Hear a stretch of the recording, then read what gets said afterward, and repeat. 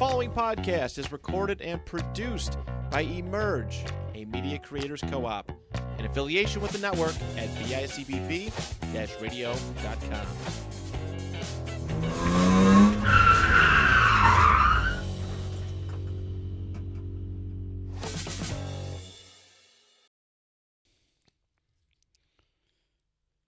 What up, everybody? Welcome back to another episode of Getting Loser. We're starting a podcast. You know who it is. It's your boy, Cheetah. It's your boy that came raised from the dead for the second week in a row. Your boy Chop.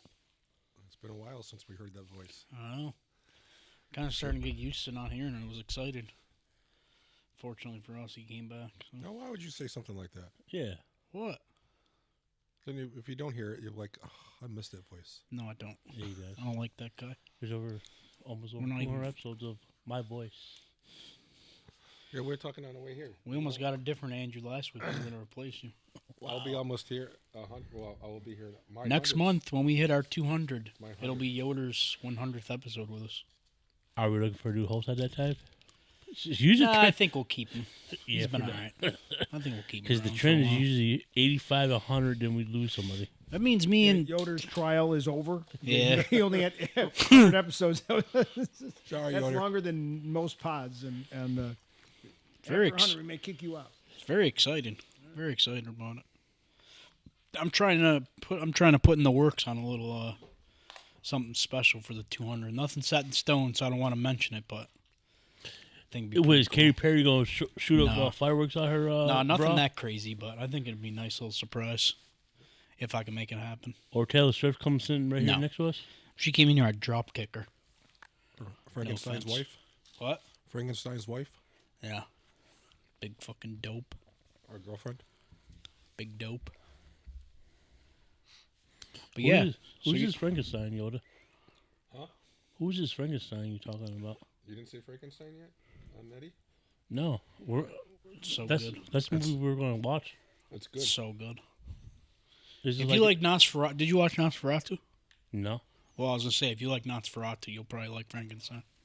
It's kind of the same. I saw the commercial for It's it. kind of the same thing. It's like gothic horror type of shit. Kind of. It's really good though. I liked it. I really liked it. Yeah, it was really good. I was really surprised. The only thing, me and Yoder both agreed. The only thing about it that was bad was it's a bit long. I thought the But, length was a little too long. yeah, it's a over little 2 too long. hours. But Is it like which is funny because like I love Lord of the Rings and the extended versions are like 4 hours long, and I could sit there and watch those no problem easily.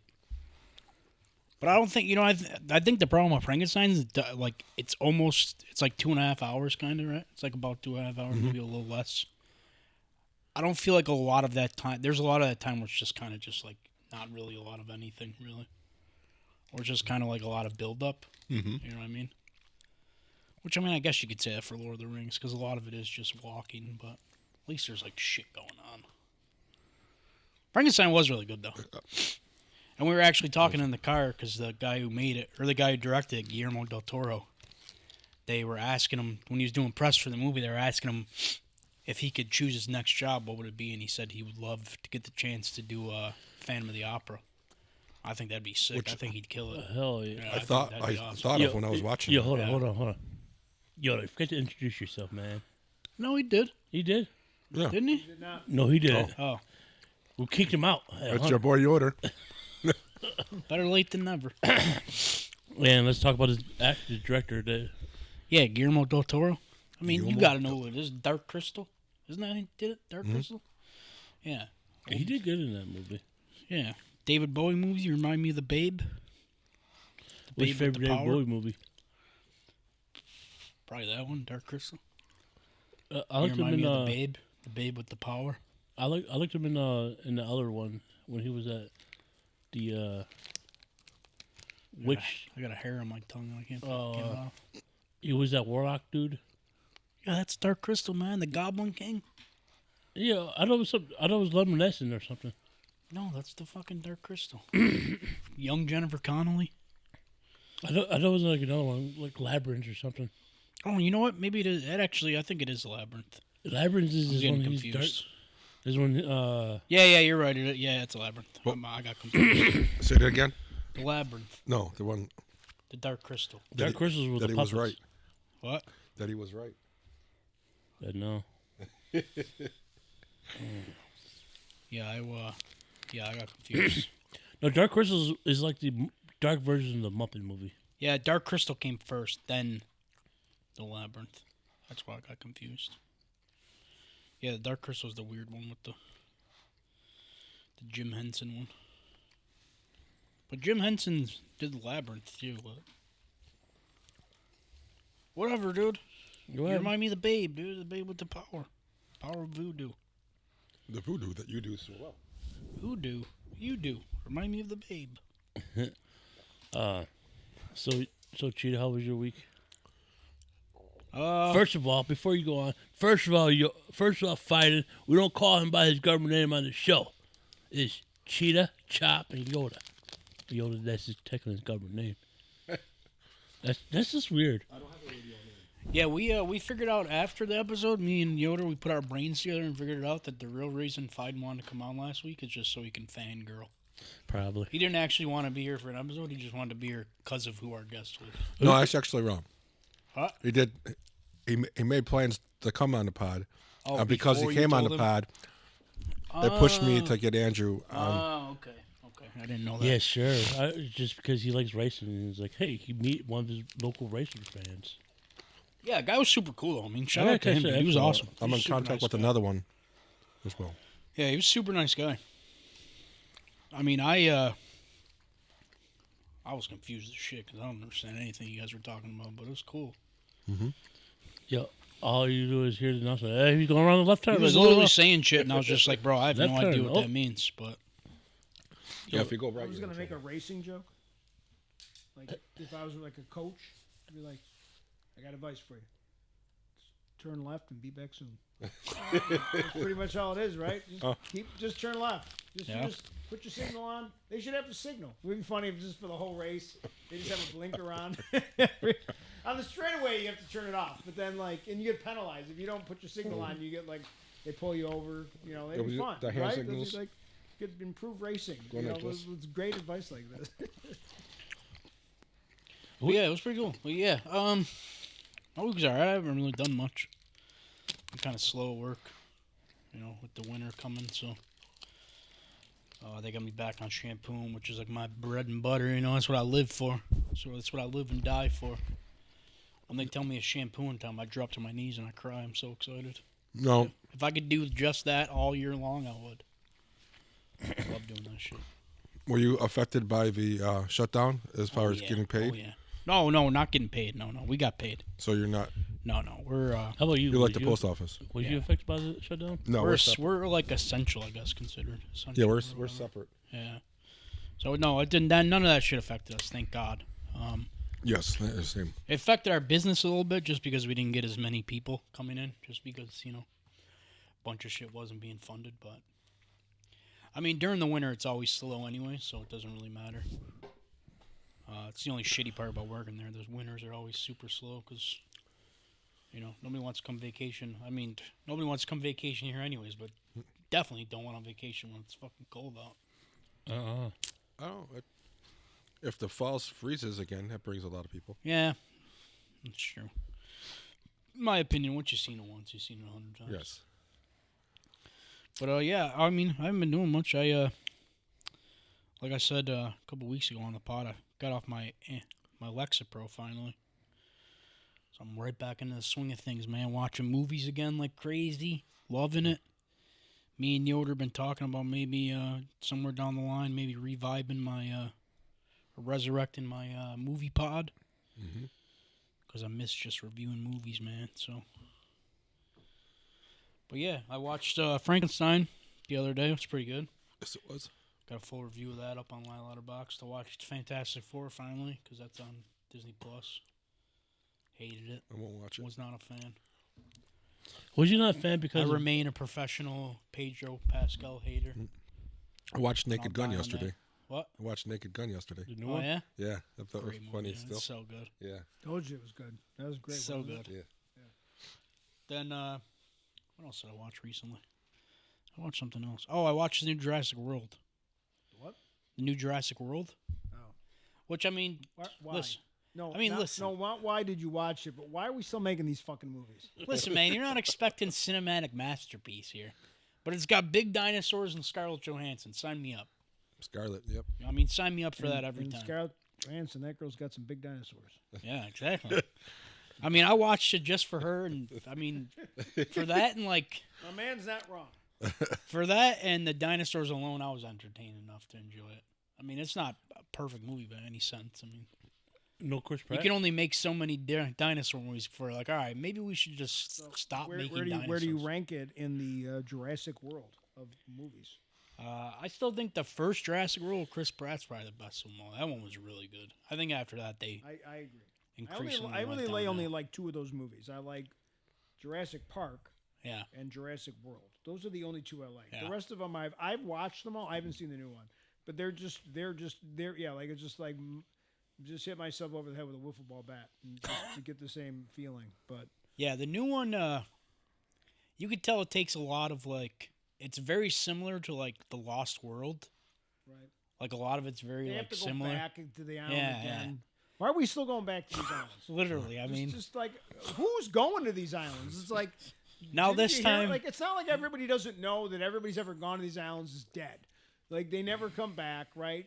You think like someone just like, can we just nuke these islands? Because that's Literally. to be honest, that's what they do in the book. In the Yeah. book, they blow up the island to Oh, I make didn't sure know the that. dinosaurs. That's how the original book ends. But obviously, that doesn't happen in the universe. yeah. Well, I mean, it was decent. It was a decent enough watch, but yeah. So I mean, that's all I've really been doing is watching movies, chilling. Me and my buddy bought a new game. Game Arc Raiders. We've been playing that a lot. It's pretty cool. What game? Arc Raiders. It's like a looter shooter. Basically, you gotta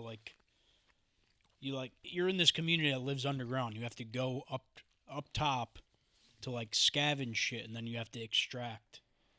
And like the whole world's like basically now being like hunted by like these fucking like robots and shit. So like it's wild. You know what I mean? It's crazy. I mean, sometimes it annoys the shit out of me. Because sometimes you're running into people and they'll just like kill you for no reason, but it's a fun game, you know.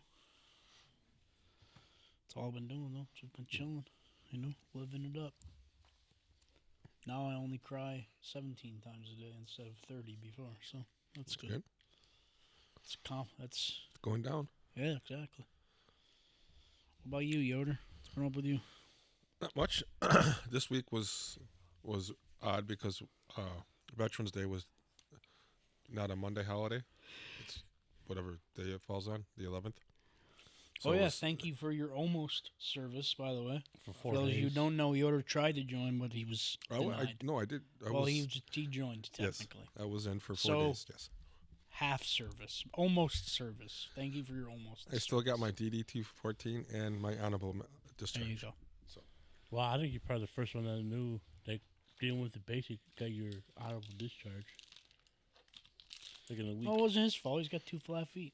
No, no, I he have got two different size feet. two different Oh, size different feet. size feet. That's I have what it is. That's what it is. I have a 7-11. Yo, are you like that for real still? Mhm. Foot's what foot? This is the 7, and this is the 11. Like, you can actually buy 2 different pairs of shoes. For work, I do. Yeah. Interesting. I My didn't know boots. that. You were talking about, it, but I didn't realize it was that drastic. Yeah. Interesting. Well, I That's just what- assumed it was like just more of just a not that big of a deal. But No, that's what concerned them, and because they couldn't just give me 2 different size boots, so they had to make the boots specially for my feet. interesting. But I want to thank you for your service either way, because yes, you had a very short term in the military, but you serve your country in the post office, Yes. and the guy in charge at the post office is a general, right? So it's almost like you're in the military, like True. because you get the Good post point. office general. Yes. And people, it's not ranking, but there's a hierarchy. Yes. So- Well, the post office was main And I was when you gonna were say- in the service. As the music comes on, as Dramatic music. was employed most of the people that that came out of the service. Really? So- I did not know that. It was, in fact, some people still think that they're in that they're drill sergeants. The way they talk to you sometimes. That's interesting. Well, the original mail trucks when I was a kid were all Jeeps. They were all the Jeeps that they saved from. They got out of after World War II. Yeah. Those things I were didn't around a know long that. time. Like I was like, I remember like the big deal, and the post office is getting new vehicles. I'm like, they've been using old Jeeps since like World War II. Right. That's crazy. I didn't know that actually. That's pretty cool. Except they had to reconfigure them all to put not all of them, but like a lot of them to put the steering wheel on the other pretty side of cool. the car. I remember that as a kid.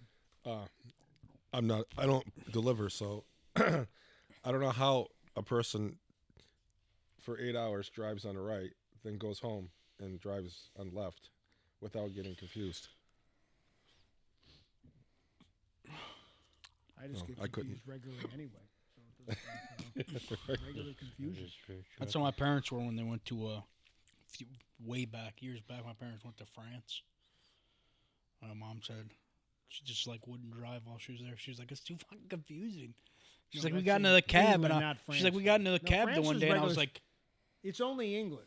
England's the wrong side of the road. "Oh, really?" It's only England. France is the regular. The only other the only country that does it, I think it's Australia and England. They're the only two that drive on the right side of the road. The others. The Oh, maybe I'm wrong. European vacation. You see, they went around the circle a bunch of times. Yeah, Hey, right, there's right. Big Ben. Hey, there's Big Ben.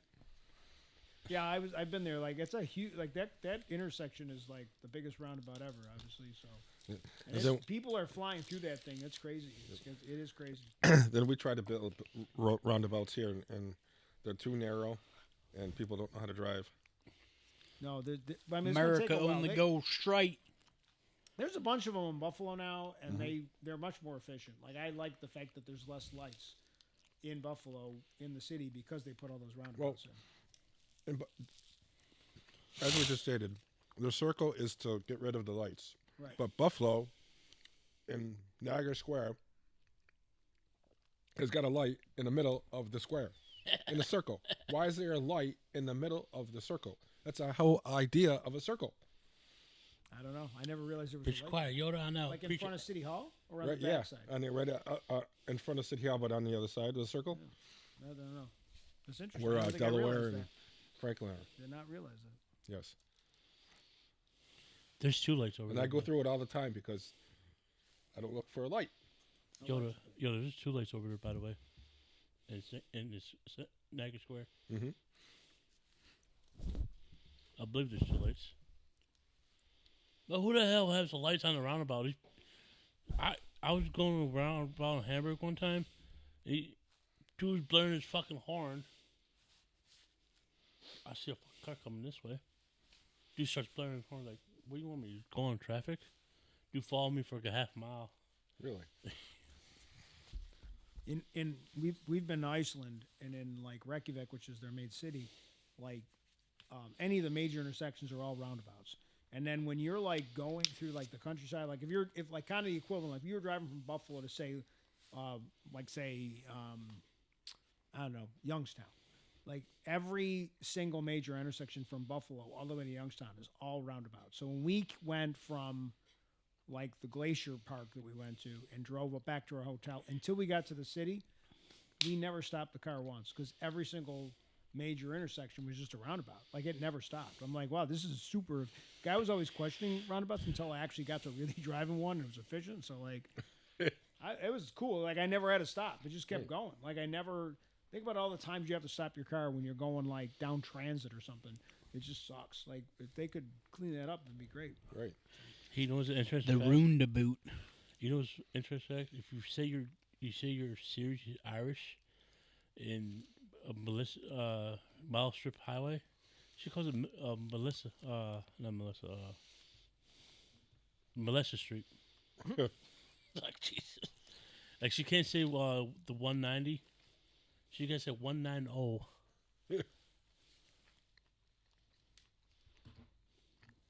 Oh, how was your week so far, Cheetah? A chop? How was your week? I don't know what she's doing. He's like, I don't know. What are you doing over there? You all right? Sorry. She's just. Somebody's Stop texting upset. me. No one's asked him how his week is. Somebody's texting me a novel over her. Sorry.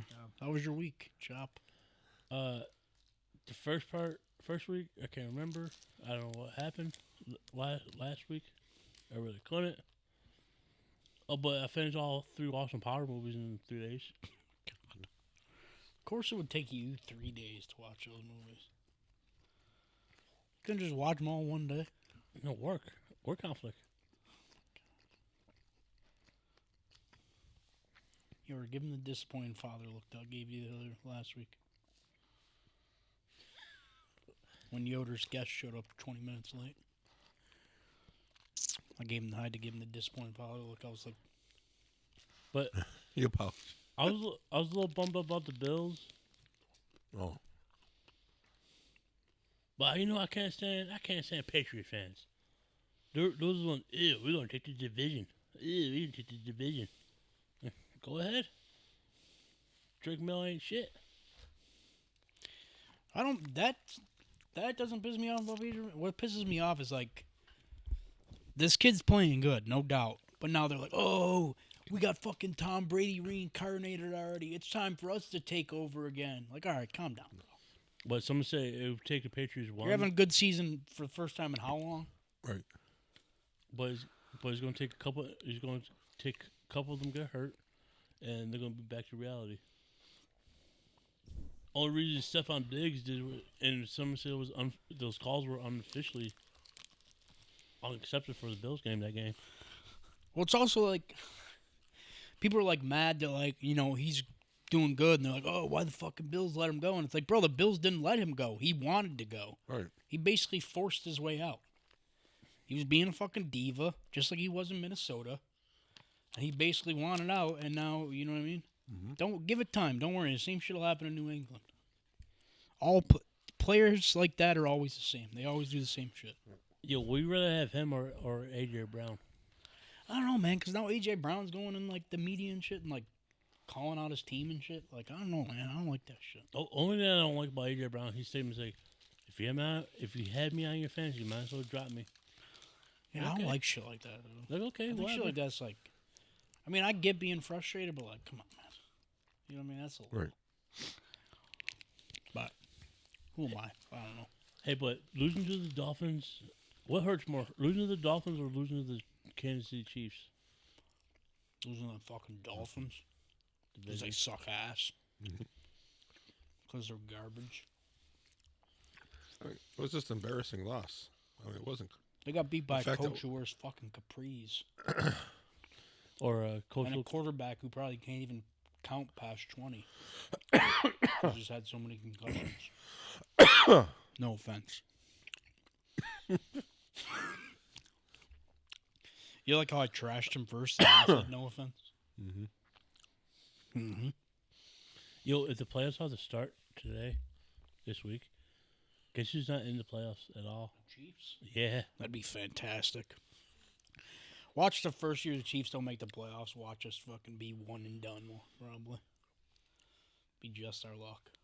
We don't have them standing in our way. And we'd still fuck it up somehow. I don't know, Man, I'm not giving up. I'm fucking believing, dude. Okay? Look at me, Yoder. I'm believing. I see you representing the old school. Yeah, I didn't want to wear my fucking Josh Allen hoodie again. I feel like I wear it for every single episode. That's your pod. Well, yeah, man. Well, guess what? I only got a couple clean hoodies. So, okay? What are you going to do? I don't got a lot of very clean clothes. I wasn't prepared to become fat. Okay? So all my clothes don't fit. You'll be honest. I didn't do no research to this. No. Oh, my God. I'm so surprised. But it's such a surprising thing But to hear. the one episode I want to do, me and my girlfriend watched it. It was The Perfect Neighbor on Netflix. Yes. That show, it's like, okay, we were watching it at first, like, it's like a slow build up. But I'm not going to tell you because I want to do that as an episode. You're going to have to do that one without me. I'm out of here. I don't want to listen to that shit. Just kidding. But is it, I actually looked it up. It was pretty much, I got to watch it. it was It's good. it's Florida and there's another couple states that stand their own ground. Yeah, stranded ground laws. But if we do talk about the episode, check it out. It's going to be a crazy one. A lot of feel out of Chops' playbook. They literally, that's the same shit that happened with that Trayvon Martin murder. They dude got off because of the stand your ground law, But which literally made no sense. I at can't all, tell but you. whatever. I can't tell you because I'm not gonna ruin the episode idea. It's like people haven't seen it. It's on Netflix. People have probably seen seen the documentary by now. Plot twist. She's in jail right now. 25 to life. Yes. Well, from what I heard, she probably deserves that. Like, It could have I'm been. just going based off of what people are saying on the internet. I haven't watched it yet, so. it's a good document. It's like, it's like a Karen. But Yoder's a Karen. He's He's the a male Ken. version. He's a Kyle. no. Kyle is a drinks monsters, punch holes. And, Drinks monsters, see? Kyle. hey, You punch holes in walls? No, Oh, okay. he's a people. half Kyle just people. So you're a Kai? guy. Just my steering wheel. Okay. My road rage. Hey, Oh, I know. I drove back from AMC with you one night. I remember. Hey, Cheetah, whose road rage is worse, Yoder or Chop? Yours, by far. Yeah, bullshit. I By don't have no road rage. At least when Yoder's getting pissed, it's about something logical. Like, he's got a reason to be pissed. He'll just be getting pissed for the dumbest shit. Someone will, like, slow down and this dude will start to get angry. At least Yoder, when I was driving with him, he got angry. It's because somebody, like, literally, like, cut him off. But, Hey, do you die, Elise? Do you die? almost. Oh yeah, that one time on the fucking bridge. Did you other- forget that I was in a car accident with you? And then ever since then, I can't drive? Remember that forever. Oh yeah, You Pat- caused this. I didn't cause. So every woman that stopped talking to me because I couldn't drive, it's your fault, technically. By proxy, it's your fault. So, you might have cost me my future love. Wait, you're not talking to the other one? Don't worry about my love life, man. What is this podcast? Get and Loser, we're talking Sean's love life? No. You did want to say you want to do a dating podcast, a YouTube show. Yeah, well, Rich told me no because after the 24-hour pod, he said you gave me that idea and I fucking hate you for it. So now I'm not listening to your ideas anymore. He said, Hey, the 24-hour part was actually yeah, for us because we got to leave. He didn't. I'm still trying to catch up on my sleep. He said no more ideas for at least a year. After he forgets how bad it was. Yeah, well, that's the problem. I got brain damage, and so I forget. And I'm like, oh, that was great. Let's do it again. Let's do the 36-hour pod. Yeah. Woo. 72. The funniest part about that night is that literally Chop looks over at me and he's like, oh, I could probably keep going. And then not even 45 minutes later, he's like, I gotta leave, man. I'm tired. We were literally like in the heat of that was like when it was probably like the best. Dude. There were so many people here. yo. It was so many different pods. It was like Dude, we were killing it, dude. And then I'm like going, dude. I could have probably went for another couple hours, honestly. But I was afraid I wasn't going to get home. If we clap before, I'm like this. You okay, man? Yeah. Let's He's go. like, yo, I'm good, man. I could keep going. 45 minutes later, he's like, I think I gotta leave, man. I'm so tired. Hit that wall. Yoder dipped on us early after almost breaking the glass on the door. Yo, Richard, the old dad look for sure how you. Yoder almost broke the glass on the door, and then 30 minutes later, he's like, all right, I'm out of here. See you guys. Oh, wasn't that bad. It was pretty bad. It was loud. It was loud. Imagine what it was like in here. It was probably super loud in here. That's why Rich had to look over the disappointed father look. He was like, what the fuck? Rich, how loud was it? What? How loud was that When door? he hit the door with the beanie bag? The bean bag? It wasn't that loud. It See? was pretty. It was loud. But On it was our more end, like, it was sounded loud. No, I had to be like angry dad. Like, what are you kids doing? Why come in there? Don't make me come in there. It was loud Go on to our bed. end. Everybody go to bed. I can hear you up there. Remember, like when your parents, I didn't have a two-story, but if me and my brother were screwing around and we had a ranch, so we were at the end of the hallway. Every once in a while, my father would throw something down the end of the hall and hit the door, like the closet at the end of the hallway. He'd throw them. I can hear you guys in there screwing around. Go to bed. Good times. Good times. All right, what do you guys say? Want to get into this? Yeah. Yeah, so this week, I changed my topic like 4 times this week. Or no, originally I wanted to do the Green River Killer. just because I seen something about like them making like a movie about him or something. And then I remembered that this Monday of this week marked the 50th anniversary since the wreck of the Edmund Fitzgerald, which is like a very like big like local kind of story. So that's when I was like, oh, you know what? Perfect time to talk about that because, you know, I love a good shipwreck. After I was obsessed with the Ernest Shackleton one for so long. So, you know, that's what we're gonna get into this week. Very excited about it. Me and Yoder listened to the song on the way here and we cried together. It was beautiful. Was it? Have you ever seen the rain? No, it was there's literally a song about the wreck. Fitzgerald. It's called The Wreck of the Edmund Fitzgerald. Sung by the Canadian Elvis. Yes. It's a fantastic song. All right, so there you go. This episode's going out. Gordon Lightfoot's people's going to reach out Only in to the us. 70s would we have a song like this. Yeah. Like, this probably was a Top Gun hit in America or something, too, wasn't it? Yeah, he had to convince his record people to put it on the record. The song that you hear on the album was the first take. Get out of here, really? They tried over 100 times to get it, and they finally went with the first take. But there are multiple versions because as more facts came out, he changed the lyrics to the song. Yeah, I know. I remember seeing something in one of the videos I was watching that they, when he put out the version that we were listening to, they like tried to get him to take out the lyric about the hatch giving in because they were at the time they weren't convinced that was what happened. Like the main hatchway, they weren't convinced. They said at the time they didn't have any proof that that's what caused the wreck. So like at one point they like tried to get him to take the lyric out. Take that lyric out. Nope. Pretty They're gonna much. sue him because of false, fake news. That's interesting. I never knew that either. Wow. Yeah. I've already learned many things. Yeah, see? You're welcome. Welcome to a history lesson. All right, let's get into a little bit of the history of the Edmund Fitzgerald. In 1957, Northwestern Mutual Life Insurance Company of Milwaukee, Wisconsin invested in the iron and minerals industry on a large scale, including the construction of the Edmund Fitzgerald, which represented the first such investment by any American life insurance company.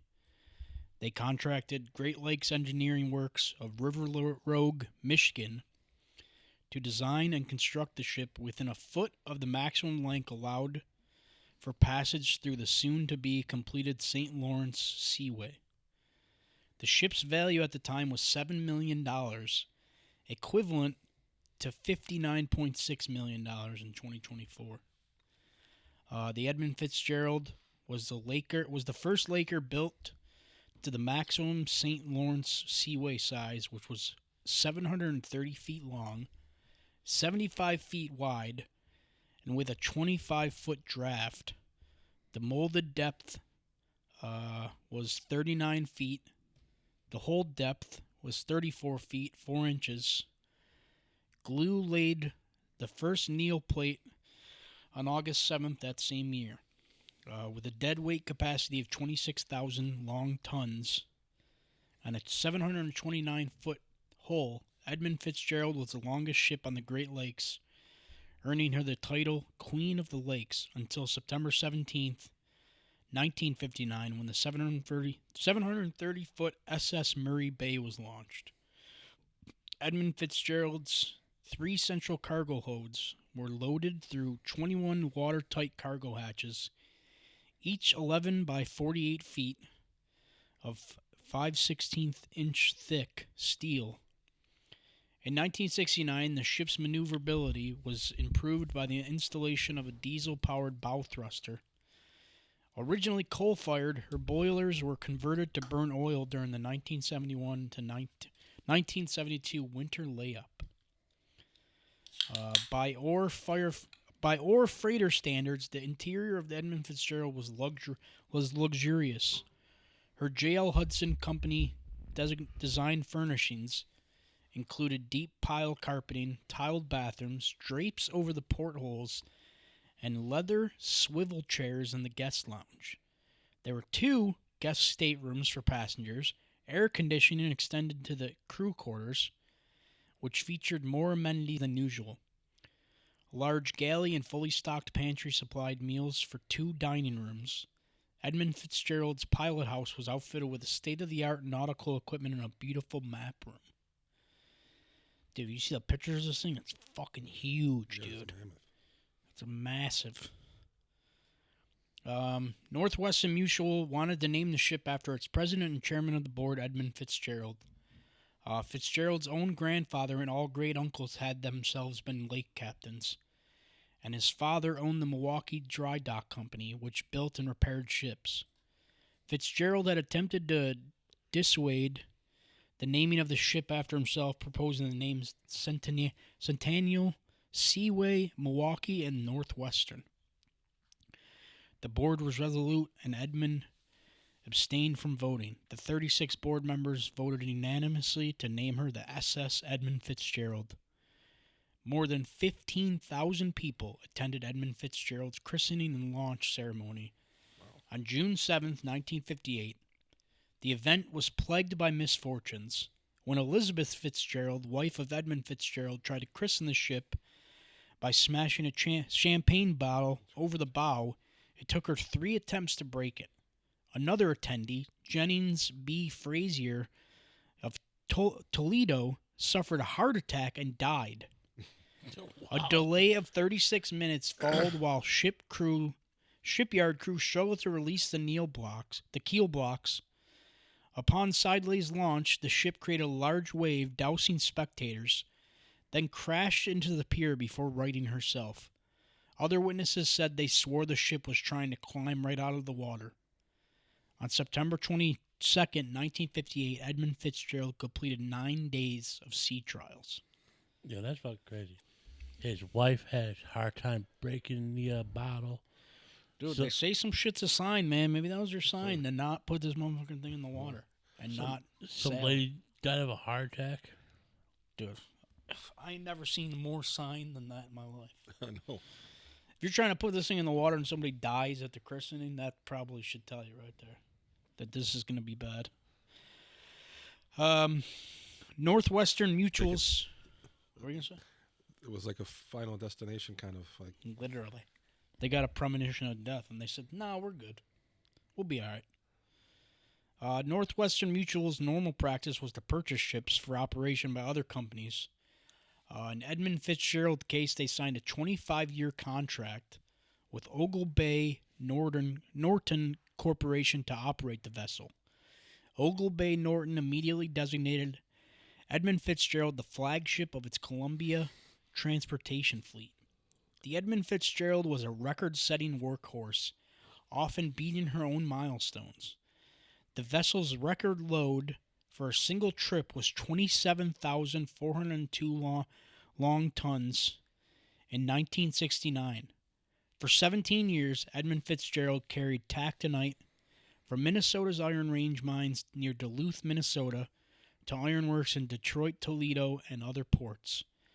She set seasonal haul records 6 different times. Her nicknames included Fitz, Pride of the American Side, Mighty Fitz, Toledo Express, Big Fitz, and the Titanic of the Great Lakes.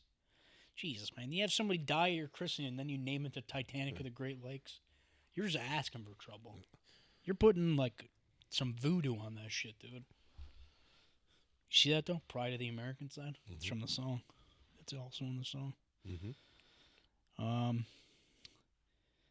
Loading Edmund Fitzgerald with taconite pellets took about 4.5 hours, while unloading her took around 14 hours.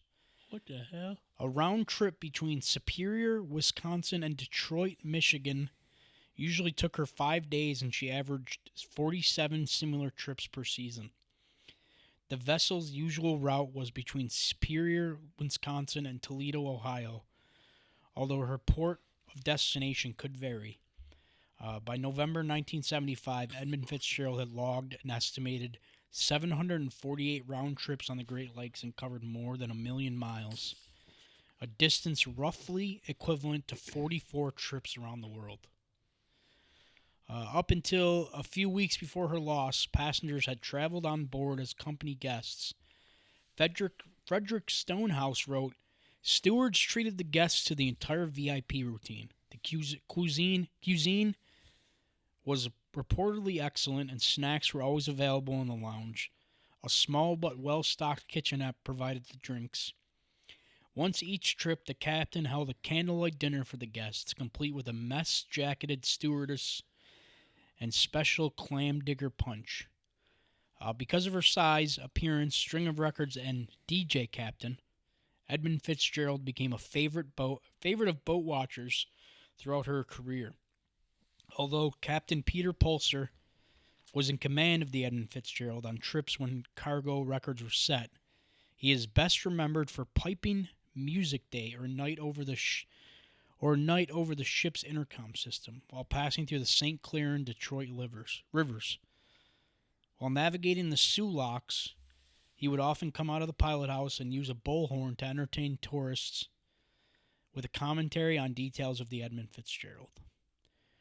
In 1969, Edmund Fitzgerald received a safety award for 8 years of operation without a time-off work or injury. The vessel ran aground in 1969, and she collided with SS Hochelaga in 1970. Later that same year, she struck the wall of a lock, an accident repeated in 1973 and 1974. On January 7th, 1974, she lost her original bow anchor in the Detroit River.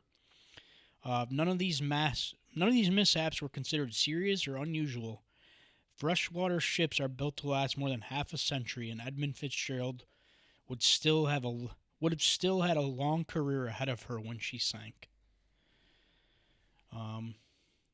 Ernest M. McSorley was the last captain of the SS Edmund Fitzgerald, perishing along with the other 28 members of the crew on November 10th, 1975. Edmund Fitzgerald left Superior, Wisconsin at 2:15 p.m. on November 9th, 1975. Under the command of Master Captain McSorley, she was en route to the steel mill on Zug Island near Detroit, Michigan, with a cargo of 26,116 long tons of taconite ore pellets, and soon reached her full speed of 16.3 miles per hour around 5 p.m. Edmund Fitzgerald joined a second freighter under the command of Captain Jesse B. Bernie Cooper. Arthur M. Anderson, destined for Gary, Indiana, out of Two Harbors, Minnesota. The weather forecast was not unusual for November, and the National Weather Service predicted that a storm would pass just south of Lake Superior by 7 a.m. on November 10th.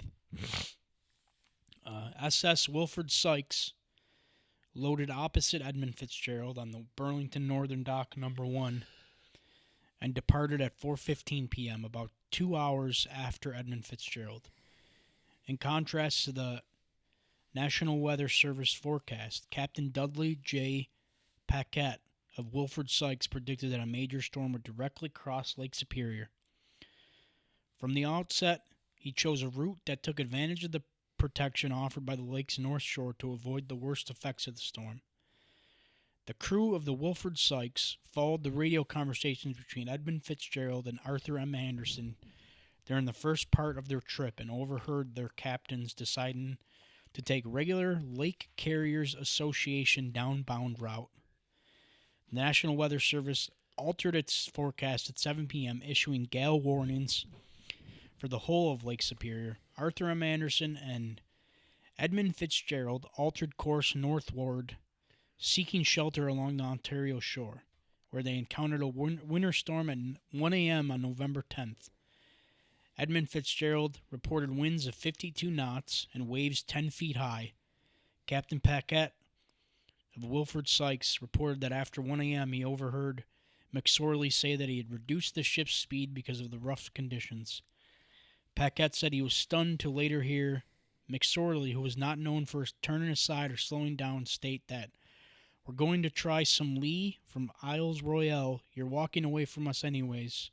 I can't stay with you."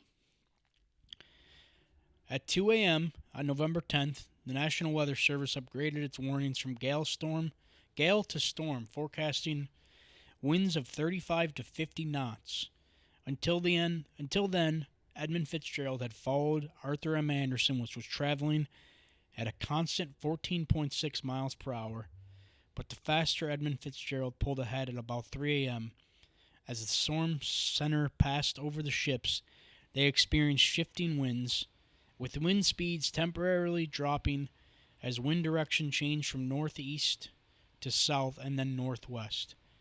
After 1:50 p.m., when Arthur M. Anderson logged winds of 50 knots, with speeds again picked up rapidly, and it began to snow at 2:45 p.m., reducing visibility. Arthur M. Anderson lost sight of the Edmund Fitzgerald, which was about 16 miles ahead at the time. Shortly after 3:30 p.m., Captain McSorley radioed Arthur M. Anderson to report that the Edmund Fitzgerald was taking on water and had lost 2 vent covers and a fence railing. The vessel had also developed a list. 2 of Edmund Fitzgerald's 6 Beagle pumps ran continuously to discharge shipped water. McSorley said that he would slow down so that the Arthur M. Anderson could close the gap between them. In a broadcast shortly after, the United States Coast Guard warned all shipping that the Sioux locks had been closed and they should seek safe anchorage. Shortly after 4:10 p.m., McSorley called Arthur M. Anderson again to report a radar failure, and asked Arthur M. Anderson to keep track of them. Edmund Fitzgerald, effectively blind, slowed to let Arthur M. Anderson come in within a 10-mile range so she could receive radar guidance from the other ship. For a time, Arthur M. Anderson directed Edmund Fitzgerald toward the relative safety of Whitefish Bay. Then at 4:39 p.m., McSorley contacted the United States Coast Guard station in Grand Marais, Michigan, to inquire whether the Whitefish Point light and navigation beacon were operational. The United States Coast Guard replied that their monitoring equipment indicated that both instruments were inactive. McSorley then hailed any ships in the Whitefish Point area to report the state of the navigational aids, receiving an answer from Captain Cedric Woodard of Avafors between 5 and 5:30 p.m. that Whitefish Point light was on, but not the radio beacon. Woodard testified to the Marine Board that he overheard McSorley say, "Don't allow nobody on deck," as well as something about a vent that Woodard could not understand. Sometime later, McSorley told Woodard, "I have a bad list. I've lost both radars. I'm taking heavy seas over the deck in one of the worst seas I've ever been in." By late in the afternoon of November 10th, sustained winds of over 50 knots were recorded by ships and observation points across eastern Lake Superior. Arthur M. Anderson logged sustained winds as high as 58 knots at 4:52 p.m., while waves increased to as high as 25 feet by 6 p.m. Arthur M. Anderson was also struck by 70 to 75 knot gusts and rogue waves as high as 35 feet. At approximately 7:10 p.m., when Arthur M. Anderson noticed Edmund Fitzgerald of an unbound ship and asked how she was doing, McSorley reported, "We are holding our own." She was never heard from again. No distress signal was received, and 10 minutes later, Arthur M. Anderson lost the ability to either reach Edmund Fitzgerald by radio or detect her on the radar.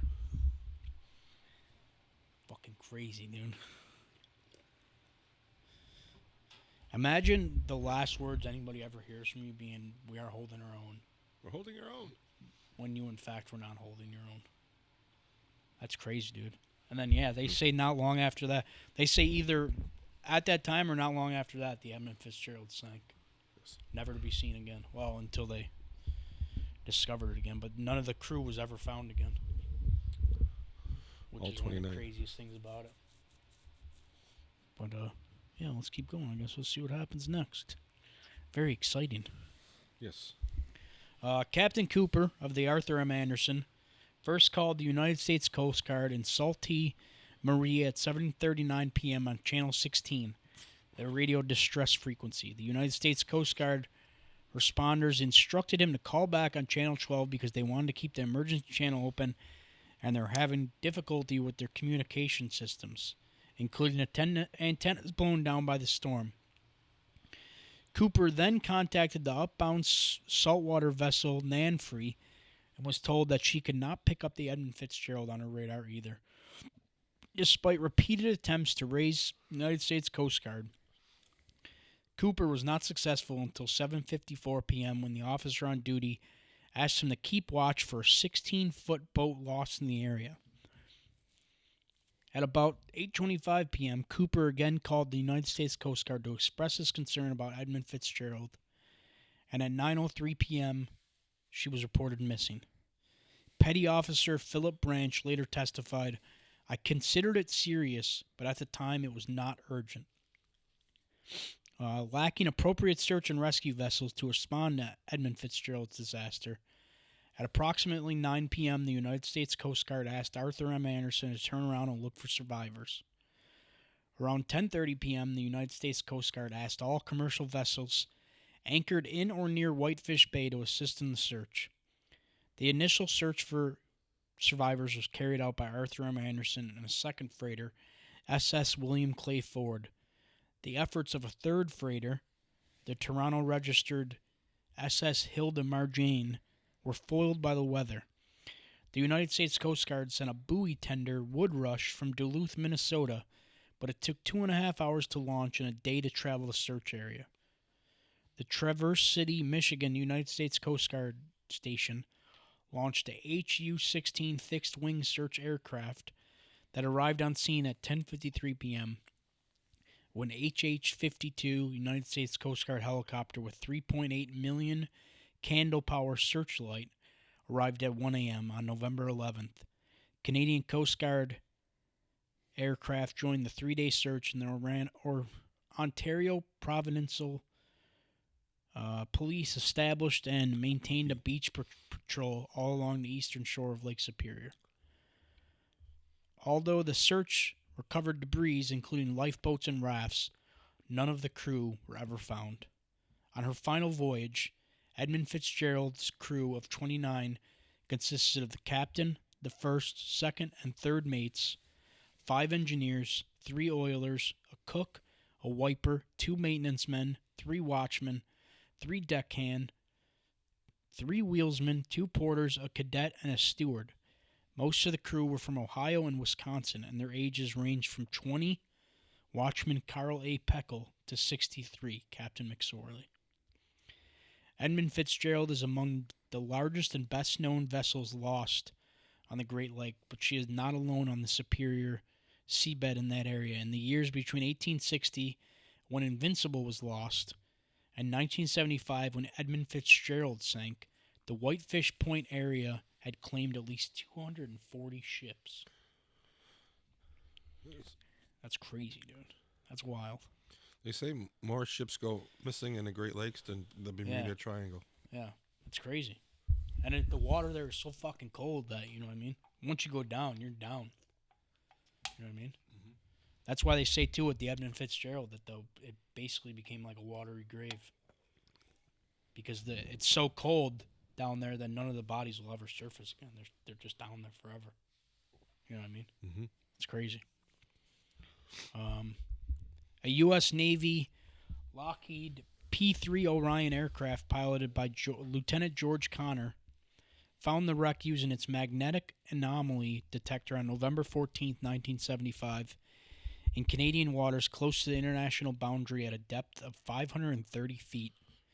Edmund Fitzgerald lies about 15 miles west of Dead Man's Cove, Ontario, about 8 miles northwest of Pancake Bay Provincial Park, and 17 miles from the entrance to Whitefish Bay to the southeast. A further 14 to 16 survey by the United States Coast Guard using a side scan sonar revealed 2 large objects lying close together on the lake floor. The U.S. Navy also contracted Seaward Incorporated to conduct a second survey between November 22nd and November 25th. From May 20th to May 28th, 1976, the U.S. Navy dived on the wreck using its unmanned submersible, Curve 3, and found Edmund Fitzgerald lying in two large pieces in 500 feet of water. Navy estimates put the length of the bow section at 276 feet, and that the stern section at 255 feet. The bow section stood upright in the mud, some 770 feet from the stem section that lay capsized at 50-degree angle from the bow. In between the two broken sections lays a large mass of taconite pellets and scattered wreckage lying about, including hatch covers and hull plating. In 1980, during a Lake Superior research dive expedition, marine explorer Jean-Michel Cousteau, son of Jacques Cousteau, sent two divers from RV Calypso in the first manned submersible dive to Edmund Fitzgerald. The dive was brief, and although the dive team drew no final conclusions, they speculated that the Edmund Fitzgerald had broken up on the surface. The Michigan Sea Grant Program organized a 3-day dive to survey the Edmund Fitzgerald in 1989. The primary objective was to record 3D videotape for use in museum educational programs and the production of documentaries. The expedition used a towed survey system and a self-propelled, tethered, free-swimming, remotely operated underwater vehicle. The mini rover was equipped with miniature stereoscopic cameras and wide-angle lenses in order to produce 3D images. The towed survey system and the mini rover were designed, built, and operated by Chris Nicholson of Deep Sea Systems International Incorporated.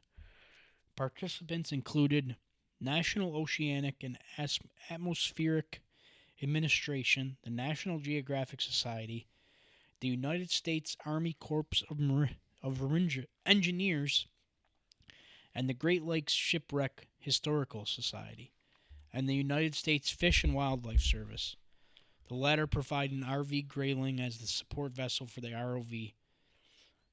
The Great Lakes Shipwreck Historical Society used part of the 5 hours of video footage produced during the dives in a documentary, and the National Geographic Society used a segment in a broadcast. Frederick Stonehouse, who wrote one of the first books on the Edmund Fitzgerald wreck, moderated a 1990 panel review of the video that drew no conclusions about the cause of the Edmund Fitzgerald sinking. Canadian explorer Joseph B. McInnes organized and led 6 publicly funded dives to the Edmund Fitzgerald over a 3-day period in 1994. Harbor Branch Oceanographic Institution provided Edwin A. Link as a support vessel and their manned submersible Cecilia.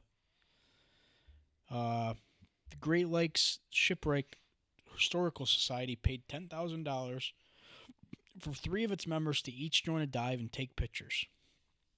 McInnes concluded the notes and video obtained during the dives did not provide an explanation of why Edmund Fitzgerald sank. The same year, longtime sport diver Fred Shannon formed Deep Quest Limited and organized a privately funded dive to the wreck of Edmund Fitzgerald using Delta Oceanographic Submersible Delta. Deep Quest Limited conducted 7 days and took more than 42 hours of underwater video, while Shannon set the record for the longest submersible dive to Edmund Fitzgerald at 211 minutes. Prior to conducting the dive, Shannon studied NOAA navigational charts and found that the international boundary had changed 3 times before its publication in NOAA in 1976.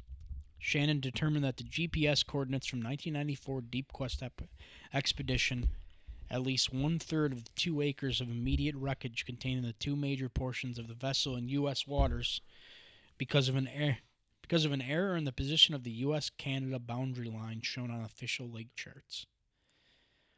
Shannon's group discovered the remains of a crew member partly dressed in coveralls and wearing a life jacket alongside the bow of the ship, indicating that at least one of the crew was aware of the possibility of sinking. The life jacket had deteriorated canvas and what is thought to be 6 rectangular cork blocks clearly visible. Shannon concluded that the massive and advancing structural failure caused Edmund Fitzgerald to break apart on the surface and sink. McInnes led another series of dives in 1995 to salvage the bell from the Edmund Fitzgerald. The Salute tribe of Chippewa Indians backed the expedition by co-signing a loan in the amount of $250,000. Canadian engineer Phil Nutting's atmospheric diving suit, known as the Newt suit, was used to retrieve the bell from the ship, replace it with a replica, and put a beer can in Edmund Fitzgerald's pilot house. That same year, Terrence Tysail and Mike Z set multiple records when they used Trimix gas to scuba dive to Edmund Fitzgerald. The pair are the only people known to have touched the Edmund Fitzgerald wreck. They also set records for the deepest scuba dive on the Great Lakes, and deepest shipwreck dive, and were the first divers to reach Edmund Fitzgerald without the aid of a submersible. It took 6 minutes to reach the wreck, 6 minutes to survey it, and 3 hours to resurface to avoid decompression sickness, also known as the bends. That's crazy, dude. Under the Ontario Heritage Act, activities on registered archaeological sites require a license. In March 2005, the Whitefish Point Preservation Society accused Great Lakes Shipwreck Historical Society of conducting an unauthorized dive to Edmund Fitzgerald, although the director of the Great Lakes Shipwreck Historical Society admitted to conducting a sonar scan of the wreck in 2002. He denied such a survey required a license at the time it was carried out.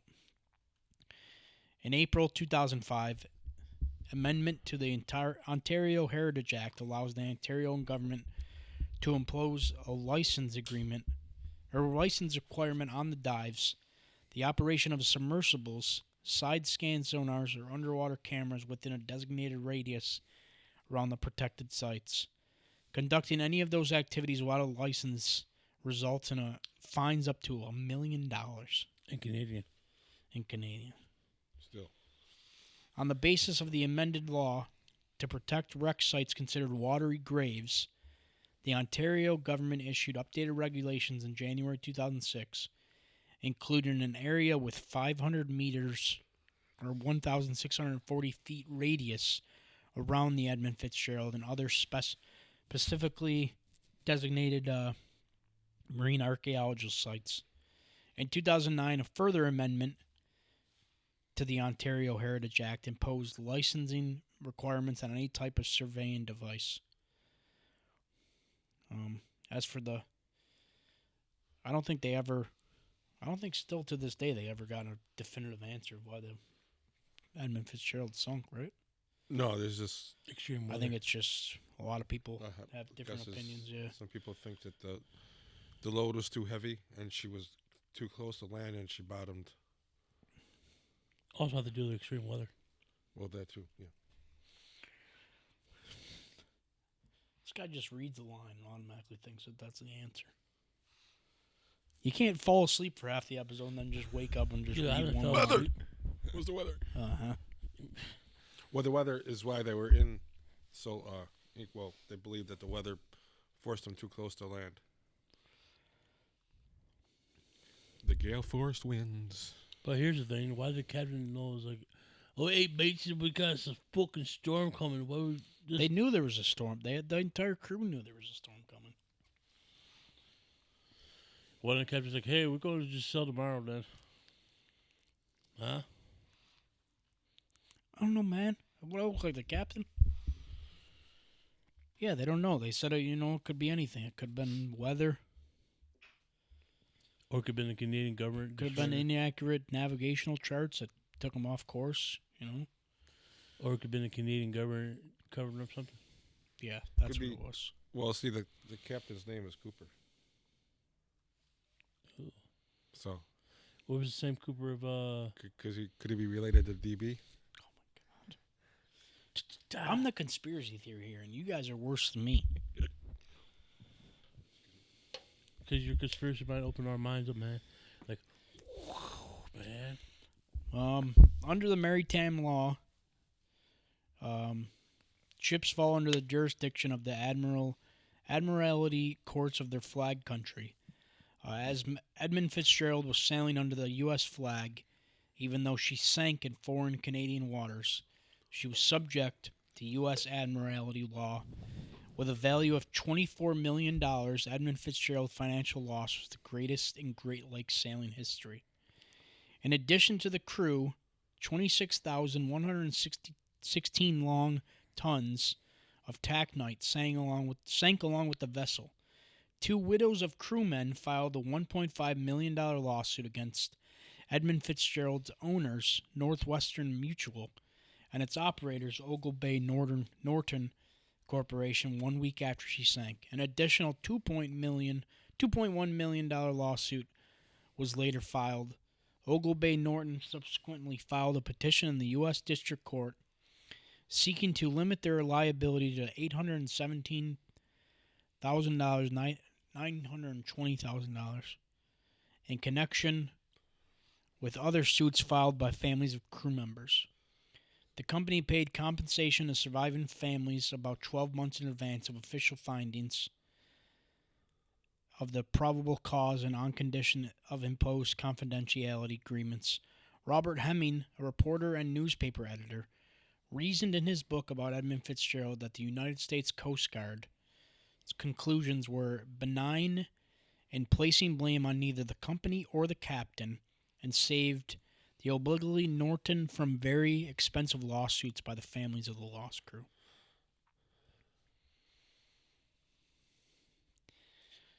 Now here, nice little, maybe one of my favorite parts of this entire story. The day after the wreck, the Mariners Church in Detroit rang its bell 29 times, once for each life lost. The church continued to hold an annual memorial reading the names of the crewmen and ringing the church bell until 2006, when the church broadened its memorial ceremony to commemorate all lives lost on the Great Lakes. After the death of singer Gordon Lightfoot on May 1st, 2023, the church bell was rung 29 times in memory of singer Gordon Lightfoot. On May 29 times in memory of the crew, plus an additional ring in memory of Lightfoot, who committed their deaths to posterity. The ship's, we talked about how the ship's bell was recovered and how they replaced it with a replica. Man, it's pretty cool. That's probably one of my favorite. An uproar occurred in 1995 when a maintenance worker in St. Ignace, Michigan, refurbished the bell by stripping the protective coating applied by Michigan State University experts. The controversy continued when the Great Lakes Shipwreck Museum tried to use the bell as a touring exhibit in 1996. Relatives of the crew halted this move, objecting that the bell was being used as a traveling trophy. As of 2005, the bell is on display in the Great Lakes Shipwreck Museum in Whitefish Point near Paradise, Michigan. An anchor from Edmund Fitzgerald, lost on an earlier trip from 1974, was recovered from the Detroit River on July 20th, 1992, and is on display at the Dawson's Great Lakes Museum in Detroit, Michigan.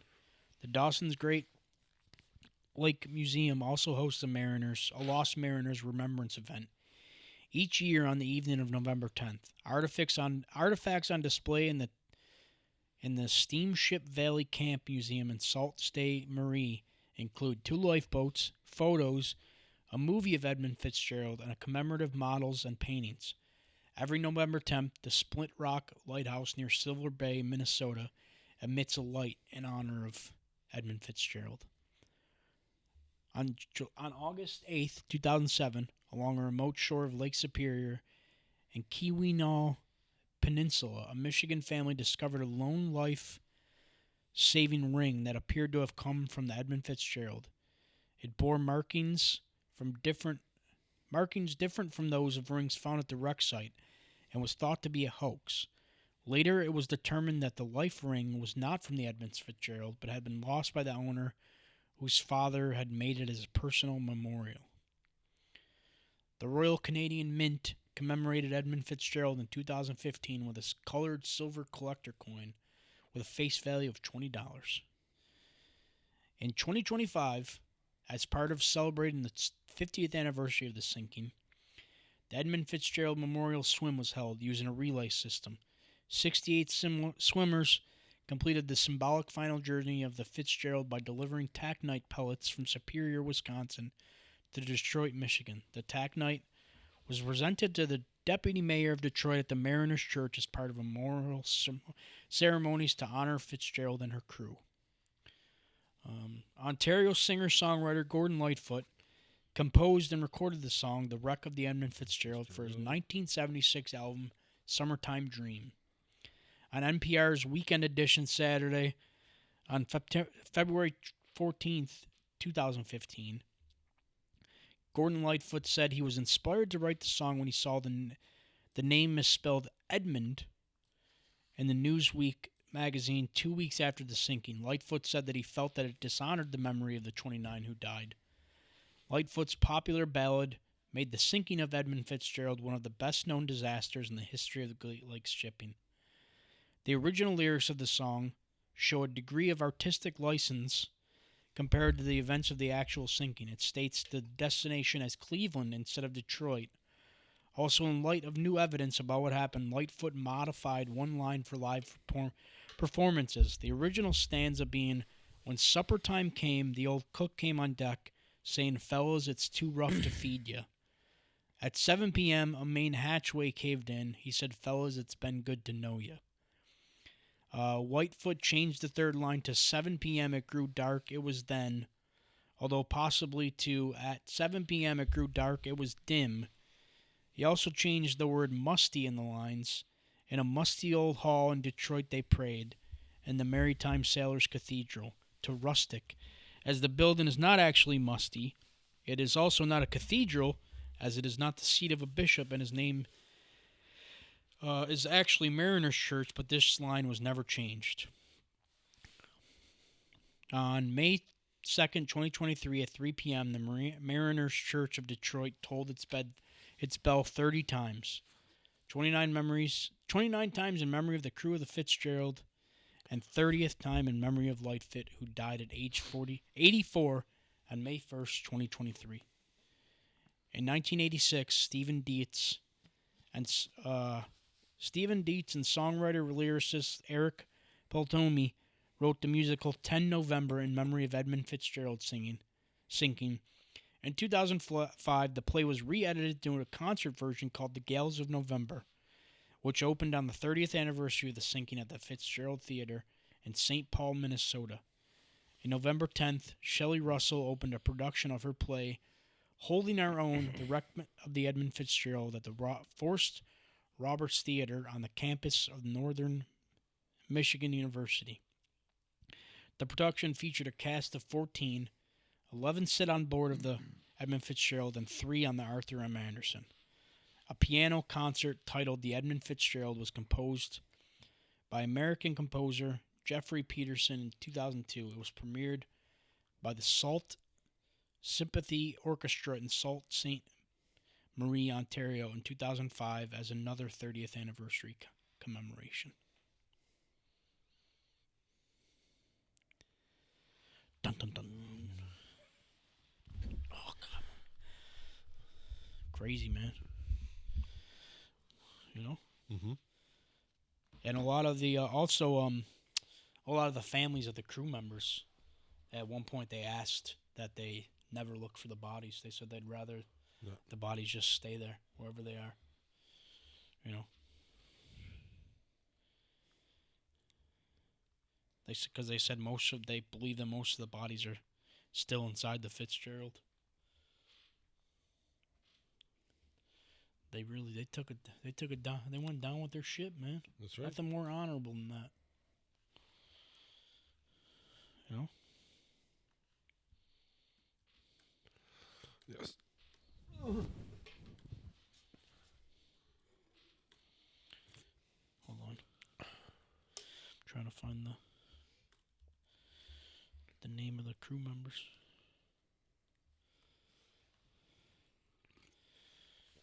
Let's rattle off these names real quick. Let's talk about these names real quick. Let's do it. Oh, you're in Bone Green. Hold on. Okay. Great Lakes Vessel Online Index. Hold on. Sorry. Can you get this thing to load? Oh, there it goes. Okay. This, I'm going to read off the list of the crew members on board Edmund Fitzgerald when it went down in honor of them. First, we got Michael E. Armagost, 37, third mate, Iron River, Wisconsin. Next, we got Fred J. Beecher, 56, Porter Superior, Michigan. Thomas D. Benson, 23, Oiler, St. Joseph, Michigan. Edward F. Binden, 47, First Assistant Engineer, Fairport Harbor, Ohio. Thomas D. Borgeson, 41, Maintenance Man, Duluth, Minnesota. Oliver J. Champo, 41, Third Assistant Engineer, Sturgeon Bay, Wisconsin. Nolan S. Church, 55, Porter, Silver Bay, Minnesota.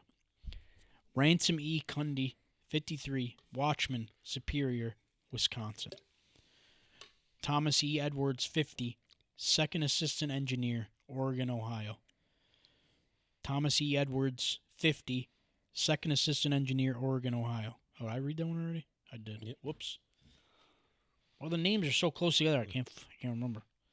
Russell G. Haskell, 40, Second Assistant Engineer, Millbury, Ohio. George D. G. Hull, 60, Chief Engineer, Cabot, Pennsylvania. Bruce L. Hudson, 22, Deckhand, North Olmsted, Ohio. Alan G. Kalman, 43, Second Cook, Washburn, Wisconsin. Gordon F. McAllen, 30, Wiper, Clearwater, Florida. Joseph W. Mazes, 59, Special Maintenance Man, Ashland, Wisconsin. Joseph H. McCarthy, 62, First Mate, Bay Village, Ohio. Ernest M. McSorley, 63, Captain, Toledo, Ohio. Eugene W. O'Brien, 50, Wheelsman, Toledo, Ohio. Carl A. Peckel, 20, Watchman, Ashtabula, Ohio. John J. Povich, 59, Wheelsman, Bradenton, Florida. Bradenton, whatever. James A. Pratt, 44, Second Mate, Lakewood, Ohio. Robert C. Rafferty, 62, Steward, Toledo, Ohio. Paul M. Ripa, 22, Deckhand, Ashtabula, Ohio. John D. Simmons, 63, Wheelsman, Ashland, Wisconsin. William J. Spengler, 59, Watchman, Toledo, Ohio. Mark A. Thomas, 21, Deckhand, Richmond Heights, Ohio. Rolf G. Walton, 58, Oiler, Fremont, Ohio. David E. Weiss, 22, Cadet, Agora, California. Blaine H. Willem, 52, Oiler, Mokow, Wisconsin. Men, thank you for your sacrifice. Salute. Tip your hat, Yoder. Good man. Yo, speaking of breaking news. Nobody was speaking of breaking news at all. Oh, I was. Shohei Ohtani won his 4th MVP in the last 5 years. Nobody gives a shit. Dude, 4 fucking MVPs. Probably takes roids too. No. No, he's a high. No, I heard he takes roids. I heard you take roids. I heard he sucks too. I heard you suck. I heard he's ass. He makes more money than all of us. He makes more money than all of us combined in his room. Do you know what he does? No, I have no idea who he is. He's a pitcher slash. It would be like Josh Allen being quarterback and receiver. Nobody's Josh Allen. Or I'm sorry, being quarterback and defensive back. Yeah, well, Josh Allen's Josh Allen. There's Josh Allen, then every other male athlete. Josh Allen's like a god. He's god tier. He pitches and he hits, and he's good at both. Or he sucks though. People do that all the time. That's nothing. What about fucking Benny the Jet Rodriguez, man? He was great at both.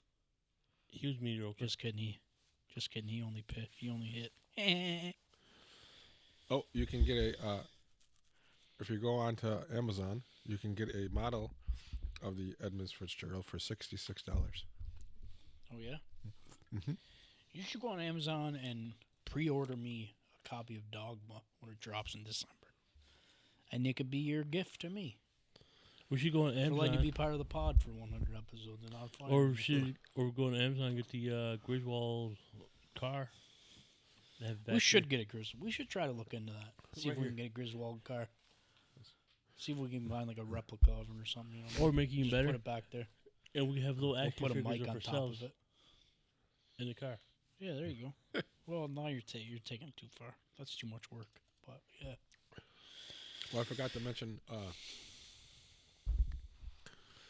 I have another issue with an album getting lost. here we go. What? How much This one time is you got? the- We're gonna be here for 3 hours. The Buddhist Hipsters by The Orb. Who? The Orb. They're an electronic What the group fuck is from that? England that I've been waiting for. It's a gold variant. It was supposed to be released in September, and it was just shipped supposedly the 7th, and they lost it.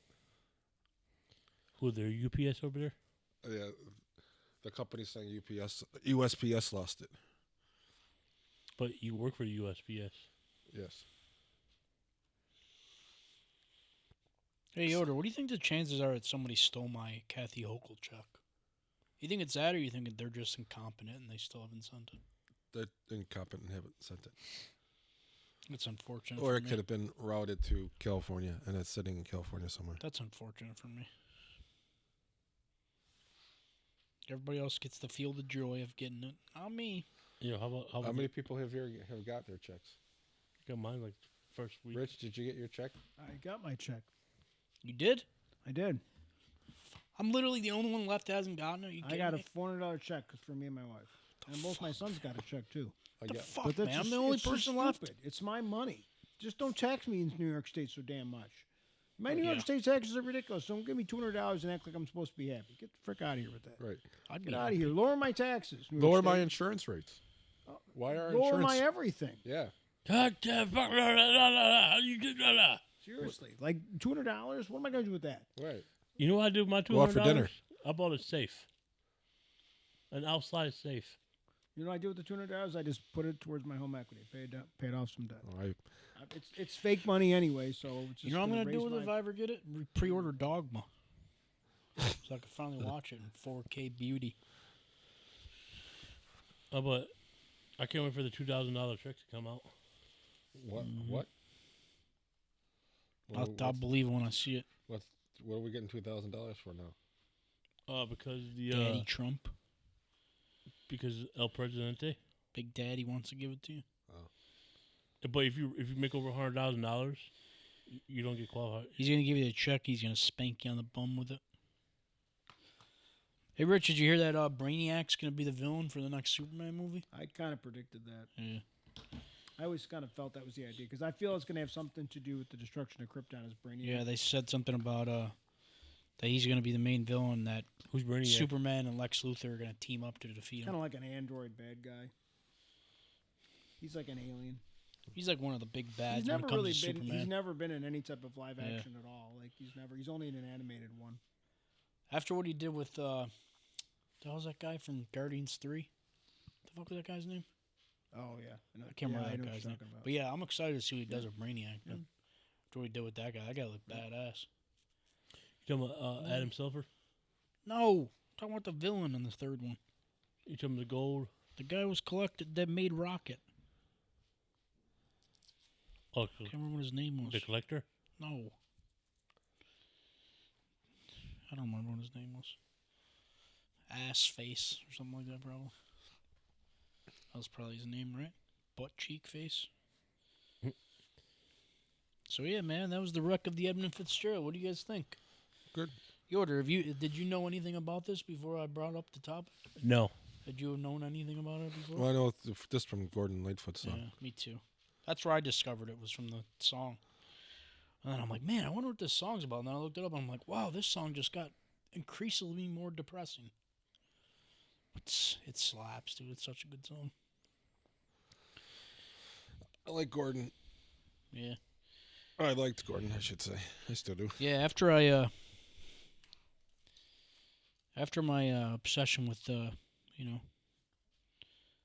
endurance, I was like, oh, this is right up my alley, man. I'm perfect. I'm gonna watch it. I'm gonna do this next. Who's next? Chop? I believe so, yeah. Back to Chop. And then we're taking the week of Thanksgiving off, obviously. You were not coming in? For Thanksgiving? I was kidding. Oh. That was Just kidding, humor. guys. Thought you were being serious. I was gonna say, what? I'm going to be sitting here like, where the fuck are they? My Come in. family ain't My doing wife may Thanksgiving. kick me up, and then I might just have nowhere to go. My family ain't doing Thanksgiving. I'll be this sitting year, here with but- a turkey sandwich and just... We should have a Thanksgiving special that day. No. Well, the holiday special. It'll be better than the Star Wars holiday special. I'm going to go outside and wrestle a folding chair like Snoopy There in you the go. show in the Thanksgiving special. Make sure you guys follow us on YouTube, like us on our other details. We're going to post them more. What other details? Our fucking Insta, our Twitter, our fucking... We don't have a Twitter. Not yet. Well, we'll get one No, soon. we're not getting a Twitter. Yeah, we'll be a Twitter. No. Why? So you can lose the password to that one 3 times? Dude? Fuck, I lost the password already, man. Like you got kicked out of TikTok 100 times? Oh, fuck, I did too. Check us out. Follow us, subscribe, like. What's our last like number? Who the fuck cares, man? It ain't about the likes. I mean, subscribers. Like 60 something? Let's find out real quick. Yep. Yeah, make sure you follow me too on Letterboxd at Hey, Goonies Never Die _. hey, we're almost at Bill and Ted's favorite number. Yeah, I guess it's 69. I'll kiss you on the lips. Yes. I like to know who like somebody subscribed. I like to know who subscribed that 100 or who subscribed the 69 or 420. I only get some of them. Like, I only get notified when some people subscribe, not everybody. I don't know why. It's very strange. I know a lot of those are from my job, though, because I stole everybody's phones and started subscribing to us on YouTube on their phones. Yeah, like I said, make sure you follow me on Letterboxd. Maybe, I don't know, maybe by the summer, maybe. Maybe we'll revive the pod, maybe. I don't know yet. Maybe we'll just do it like an offshoot episode on this, through this pod. But it'll just be like a day me and you come in and just do a movie shit, Maybe, I don't know. We'll figure something out. Yo, I just miss reviewing movies. yo, what you know about my top Sucked. 4 last week? I told you it was surprisingly Yes. very good. Dude, I was thinking. I was genuinely surprised. I thought you were going to give me like some fucking terrible movies, to be honest. I mean, I'm not surprised Cool Running was on there, obviously. I wasn't surprised about Tommy Boy either. Yeah. I mean, those are obvious picks for you. But it was hard because I was figuring it was gonna be holiday time. Home Alone. Home Alone's probably one of the greatest Christmas movies of all time, man. Oh, Kevin! Yeah, I love that movie. What Home Alone? Home Alone 1 or 2? They both got the perks in their disc perks. I like 1. I'm preferable to 1, but number 2 is really good. Number 2, I think the Pigeon Lady's a standout character in number 2, man. I don't Yeah. think she gets enough love for how good How she is. about the old man, the old neighbor that whacked the hell out of them? Oh, yeah, I like that guy in number 1. But you know about the one in New York City? Because I went to New York City. I said, hey, I've been in that place. I walked past that place. You ever it's notice pretty that? Like, you watch New York City on TV, you say, hey, I was there. I saw some dude got stabbed. It was, so my next one this week or tomorrow is going to be Airman Andy, who's been on the pod a couple of times. He gave me a very surprising one. I was not expecting his full call. That really threw me off. It's got to be because he's got kids. 'Cause you know what I mean? Right. To beat the Robertsons. And then after that, the week after that, it's going to be our very own Rich. Oh, Rich A. Very excited. And once I again, asked Rich, and then I forgot. After I'd asked Rich, I forgot that I had already asked Andy. So I know. I'm sorry. and don't forget. That's fine. If I lose my spot, it's fine that it's Andy. If it was It's only pushed if a it was week. Chop, we'd be in the parking lot. I'm starting to run out of people fighting to like ask. it's I'm going to start the asking random bathroom at people. the high school. I'm going to start asking random people. I'm running out of people. And always, mental health is a key. Yes. Oh, yeah. Speaking of that, real quick, before we get off there, I wanted to mention that. 988. I wanted to mention about the. We talked about this last week, right? The Dallas Cowboys player, Yes. Marshawn Neal or whatever. Yeah. Because of that happening, did you guys see that J.R. Alexander is quitting football? He's deciding to retire Wow. to focus on his mental health. He said after he wants to get himself right mentally again. So I mean, sometimes I'm all for athletes and shit opening up about their mental health, man. I think There's it's been a huge. couple. It's important for people to come Yeah. forward and speak about it because Yeah. then there's a especially for men in particular, like if you can talk about your mental health, you're a wussy or Yeah. another word, and just pull yourself up by your bootstraps and do a shot of whiskey and you'll be fine. Like no, like you're gonna probably do a shot. Unfortunately, that's Yeah. and I have three friends that have committed suicide with a rifle. So Yeah, it's terrible. but they never talked about it, and everybody was Yeah, surprised and like It's terrible, man. It's never, Yeah. you know what I mean? It's No. a permanent solution to a temporary problem. There's been a couple artists. Lola Young. She's famous for singing "Messy." Yeah. She's taking a break from touring.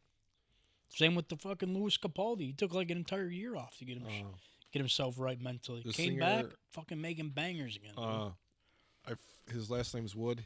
He's in a group called Black Country New Roads. Did you make that up? No, Sounds like a very made up band name. he has left the band. He was the lead singer. Maybe this is the turning of the tides, man. Maybe Yeah. maybe this is maybe we're finally heading towards a revolution of opening up about men's mental health, man. That'd be cool. I feel bad for that dude from Cowboys, man. I feel bad for his girlfriend, dude. Apparently she's like pregnant and shit. That's fucked, dude. That's terrible, man. That's why I think it was, I think Andy coming on when he did was, kind of good timing too, because Right. being able to see it from, I think if people watch that episode, I think being able to see it from like a parent's point of view might help people too. You know what I mean? Right. Like to be able to see it from like a parent who had to deal with losing their child to that. Right. You know what I mean? Because it's all everybody's point of view of it's different. I mean, obviously it's different from like my point of view as somebody who's gone through it before. It's different for like if you're a parent going through it. You know what I mean? Like I could have never imagined that if I would have done it, what it would have done to my parents. It would never even crossed my mind. Right. Until me and my mom started talking about it, then I'm like, fuck, I can't ever do it because if I do it, it's gonna, you know what I mean? It'll ruin her. Right. I couldn't do that, so. But, I'm all for more people opening up about their mental health, man. I'm all for it. Check out your homies, 988. They're available 24/7. If you feel like talking, if you don't want to talk to them guys, you can talk to us, Getting Loser. We're here for you. If you want to talk to us at 3 o'clock in the morning, we might. Message Chop, not us. You'll message We'll be me at sleeping. 3 o'clock in the morning. There's better, more equipped people. Yeah. Call the hot one. Call the Ash. What is it? 988. 988. I love you guys, but if you wake me up at 3 a.m., Yeah. you're not it's going to not like gonna what go I well. got to say. Like, fuck you, man. Yeah. Take care of your problems. And you see the last words of somebody. He's like, oh, by the way, he just died. But yeah, man. So, that's it. I guess we'll see you next week. Talk to you next week. Thanks for riding along, losers.